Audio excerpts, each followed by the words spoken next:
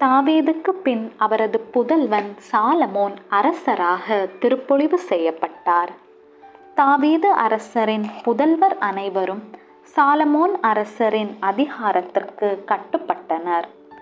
அவர் ஆண்டவரின் நியமங்களின்படி நடந்து வந்தார். ஒரு நாள் அரசர் பலி செலுத்துமாறு கிபியோனுக்கு சென்றார். அன்றிரவு கிபியோனில் ஆண்டவர் சாலமோனுக்கு கனவில் தோன்றினார். உனக்கு என்ன வரம் வேண்டும் கேள் என்று ஆண்டவர் கேட்டார். அதற்கு சாலமோன், என் கடவுளாகிய ஆண்டவரே, நான் செய்வதறியாத சிறு பிள்ளை. இதோ உமக்கென நீர் தெரிந்து கொண்ட திரளான மக்களிடையே அடியேன் இருக்கின்றேன். அவர்கள் எண்ணி கணிக்க முடியாத மாபெரும் தொகையினர். எனவே மக்களுக்கு நீதி வழங்கவும் நன்மை தீமை பகுத்தறியவும் தேவையான ஞானம் நிறைந்த உள்ளத்தை அடியேனுக்கு தந்தருளும் என்று கேட்டுக்கொண்டார். சாலமோன் இவ்வாறு கேட்பது ஆண்டவருக்கு உகந்ததாயிருந்தது.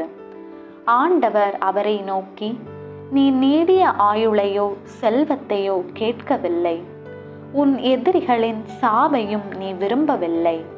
மாறாக நீதி வழங்க தேவையான ஞானத்தை மட்டுமே கேட்கிறாய். இதோ நான் இப்பொழுது நீ கேட்கிறபடியே ஞானம் நிறைந்த பகுத்தறிவு நிறைந்த உள்ளத்தை உனக்கு வழங்குகிறேன். உனக்கு நிகராக உனக்கு முன்னே எவரும் இருந்ததில்லை, உனக்கு பின்னே இருக்கப் போவதும் இல்லை. மேலும் நீ என் வழிகளில் நடந்து என் நியமங்களையும் விதிமுறைகளையும் கடைபிடித்து வந்தால் உனக்கு நீண்ட ஆயுளையும் வழங்குவேன் என்றார். பின்னர் சாலமோன் எருசலேமுக்கு புறப்பட்டு சென்று ஆண்டவரின் உடன்படிக்கை பேழையின் முன் நின்று எரி பலிகளையும் நல்லுறவு பலிகளையும் செலுத்தினார்.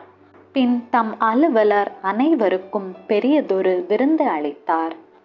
ஒரு நாள் சாலமோனிடம் 2 விலை மாதர் ஒரு கை குழந்தையுடன் வந்து நின்றனர். அவர்களுள் ஒருத்தி, என் தலைவரே, இந்த பெண்ணும் நானும் ஒரே வீட்டில் குடியிருக்கிறோம். எங்கள் இருவருக்கும் ஆண் குழந்தை பிறந்தது. அந்த வீட்டில் எங்கள் இருவரையும் தவிர வேறு யாரும் இல்லை. இவள் இரவு தூங்கும்போது தன் மகன் மீது புரண்டு விட்டதால் அவன் இறந்து போனான்.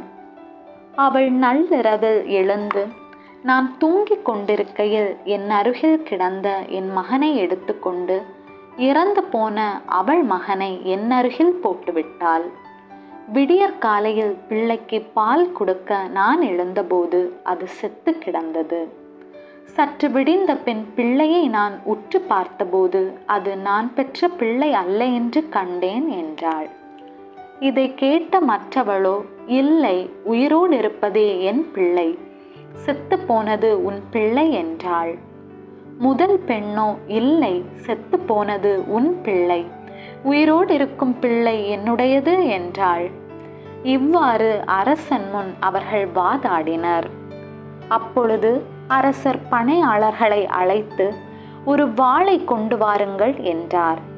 பிறகு அரசர் உயிரோடு இருக்கும் குழந்தையை 2ஆக வெட்டி ஒரு பாதியை ஒருத்தியிடமும் மறு பாதியை மற்றொருத்தியிடமும் கொடுங்கள் என்றார்.